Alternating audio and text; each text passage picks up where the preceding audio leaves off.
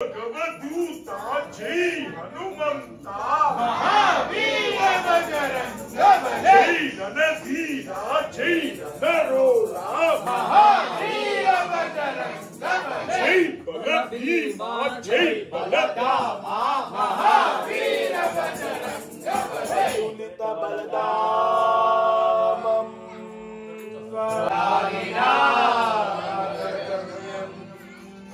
सकल गुण निरा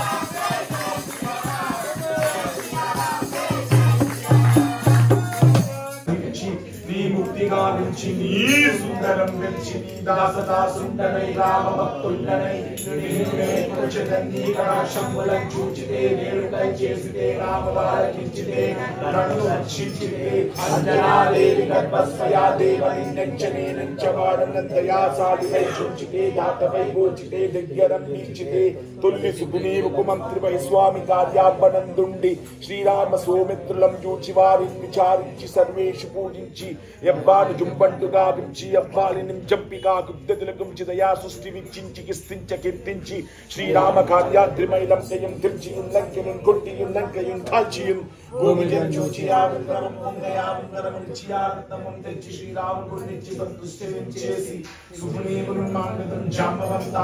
నేను మామూలుగా అయితే క్లోజ్ చేస్తాను, బట్ ఒక్కసారిగా ఆయన రామచంద్ర ప్రభు రఘువంశ రామనంగా నాకు అప్పుడు స్ట్రైక్ అయింది. అబ్బాయి వాళ్ళు నిజంగా రామచంద్రమూర్తి ఆంజనేయ స్వామి ఇక్కడ ఉండి మా గురుగారు పాట పాడకపోతే ఎలా అన్నట్టుగా మీ చేత పాడించుకోవడం చాలా చాలా విశేషంగా. అదేవిధంగా ఈ రోజున మనం ఏంటంటే ఈ ధనుర్మాసంలో 27వ రోజు అనమాట. ఈ ధనుర్మాసం అంటే ఏంటంటే చాలామందికి ఒక సంశయం రావచ్చు. ఎలాగంటే మనకి దక్షిణ భారతదేశంలో ఒక అద్భుతమైనటువంటి ఆలయం ఉంది. అదేంటంటే శ్రీరంగం.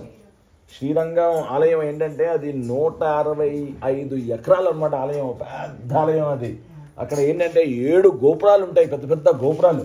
ఆ 7 గోపురాలు దాటుకుని వెళ్ళి ఆ రంగనాథ స్వామిని దర్శించుకోవాలన్నమాట. ఆ రంగనాథ స్వామి దర్శనం అంటే మామూలు భాగ్యం కాదు, అది అంత అద్భుతంగా ఉంటుందన్నమాట. అయితే అక్కడ ఎవరైతే నిత్యము కూడా గంగర్యం చేస్తూ ఉంటారో ఆయనకంట ఒకానొక రోజున తులసి వనములో ఒక చిన్న బాలిక దొరికిందంట. ఆ చిన్న బాలికని ఆయన పెంచుకోవడం మొదలుపెట్టారు. ఆ బాలిక ఏంటంటే చిన్ననాటి నుండే కూడా రంగనాథ స్వామి అంటే అత్యంత ప్రేమాభిమానం పెంచేసుకుందంట. రంగనాథ స్వామే నా జీవితం, ఆయన్నే వివాహం చేసుకుంటాను, ఆయనే నా వారు అన్నట్టుగా ఇంకా జీవితం అంతా కూడా రంగనాథ స్వామిని అలంకరణ అసలు అలా ఉండిపోతూ ఉంటుందంట. అయితే ప్రతిరోజు కూడా రంగనాథ స్వామికి అలంకరిస్తారు కదా, ఆ పూలన్నీ ఫస్ట్ ఈవిడ అలంకరించేసుకుంటుందంట. ఈవిడ చేసేసుకుని అంతా చూసి దాని తర్వాత తీసుకెళ్ళి స్వామివారికి వేస్తారంట. ఇలా కొద్ది రోజులు అవ్వగా ఏమైపోయిందంటే ఒకనొక రోజునంట అక్కడ అయ్యగా చూసారంట. ఏంటిది, స్వామివారికి వేసినటువంటి మాలలో ఒక స్త్రీ ఎంట్రుక వచ్చింది, అపచారం అయిపోయింది, ఎలాగా అని చెప్పేసి వెళ్ళి అడుగుతారంట. అదేంటి, నేను ప్రతిరోజు నేను వేసుకునే స్వామి పంపిస్తా అంటుందంట. అమ్మ అలా చేస్తావమ్మా తల్లి అని చెప్పేసి ఆ రోజు ఇంకా స్వామివారికి అసలు ఆ మాల వేయడం మానేశారంట. ఆ రోజు స్వప్నంలో కనిపించారంట రంగనాథ స్వామి ఆ పురోహితుడికినో బాలిక కూడా. ఎన్నో ఏళ్ళ సంవత్సరాలుగా ఆవిడికి ఆ కోరికంట, నిన్ను రంగనాథ స్వామిని వివాహం చేసుకోవాలి అనేసి. ఈ జన్మలో నీకు నెరవేరుతుందమ్మా. ధనుర్మాసం 30 రోజులు కూడా 30 పాసకాలు అంటే 30 కీర్తనలు అనమాట ఆవిడ ప్రతిరోజు చేస్తూ ఉంటే ఈ భోగి రోజున గోదా కళ్యాణం అని చేస్తుంటారు విష్ణు ఆలయాల్లో. ఈ 30 రోజులు కూడా అత్యంత వైభవంగా తిరుపతి దేవస్థానంలో కూడా సుప్రభాత సేవ ఉండదండి. ఈ యొక్క తిరుప్పావలి అని ఉంటుంది అనమాట ఈ 30 రోజులు కూడాను. ఈ 30 రోజులు అయిపోయిన తర్వాత లాస్ట్ చివరి రోజు భోగి రోజు పౌర్ణిమ రోజు ఆ రోజున గోదా కళ్యాణం చేసి ఈ యొక్క కార్యక్రమం అంతటితో ముగుస్తుంది అనమాట. అటువంటి యొక్క ఆలయం శ్రీరంగపట్టణం. అక్కడ ఒక అర్చకురుగా మనందరూ చూస్తాం రామాంజనేయ స్వామి వారు. ఆయన పాత్రిక దేహం అలా కూర్చునే ఆయన ఉంచిపోయారనమాట. అలా కూర్చుని ఆయన సమాధి చెందిపోయారు. ఇప్పటికీ వెళ్ళిన ఆలయానికి మనం అలా చూడొచ్చు, ఎంత అద్భుతంగా ఆయన అలా కూర్చుని ఉండిపోయారు అనమాట. అలా ఆయన చూసి మనం కూడా దర్శించుకోవచ్చు. అంత అద్భుతమైనటువంటి ఆలయం శ్రీరంగం. 9 స్వామికి ఎంతో ఇష్టమైనటువంటి సంఖ్య అనమాట 9. ఆయన నవవ్యాకరణ పండితుడు. ఆయన ఎవరు, మనం చేస్తున్న రామ నవమి అంటేనే 9 అంకె రామచంద్రమూర్తికి అత్యంత ప్రీతికరమైనటువంటిది. అటువంటి యొక్క 27వ రోజు మనందరము కూడా ఇక్కడ శనివారం, ఇంకోటి శని త్రయోదశి అంటే శని ప్రభావం కూడా ఉండదన్నమాట. ఆంజనేయ స్వామి ఎవరైతే పూజిస్తారో శనివారం ప్రత్యేకించి ఆయన ఎవరైతే ఉపాసిస్తారో శని మంచి చేస్తానని కూడా ఆంజనేయ స్వామి చెప్పడం జరిగిందనమాట. నా భక్తుల జోలికి రావద్దని చెప్తారన్నమాట శని భగవానుడు. ఒకనొక రోజునంట శని భగవానుడు అంటారంట విష్ణుమూర్తితోటి, ఏడుకొండల స్వామితోటి, అందరూ కూడా నాకు భయపడి పూజిస్తున్నారు, ప్రేమతో ఎవరన్నా పూజించట్లేదు స్వామి అన్నారంట. అప్పుడు అన్నారంట ఆయన, నాయనా నువ్వు నేను ఒకటే, నీ రంగు నా రంగు ఒకటే, నీ వాహనం నా వాహనం ఒకటే ఇంచుమించు. కాబట్టి అందరూ కూడా ఎవరైతే నన్ను పూజిస్తారో వాళ్ళందరూ కూడా ఫస్ట్ నిన్ను పూజించిన తర్వాత నన్ను పూజిస్తారు. ఇవాళ శని త్రయోదశి రోజు శనివారం వచ్చింది కాబట్టి అని ఆ విధంగా కూడా అవుతుందని చెప్తూ ఉంటారు. కాబట్టి అందరం కూడా ఎంతో చక్కగా ఈ యొక్క కార్యక్రమంలో ఇంకా పాల్గొంటూ ఉండాలని మనస్ఫూర్తిగా కోరుకుంటూ అనేక మంగళ శాసనాలు అందరికీ కూడా ఉండాలని కోరుకుంటూ సర్వార్థ సాధకే శరణ్యే త్రయంబకే దేవి నారాయణి నమోస్తుతే.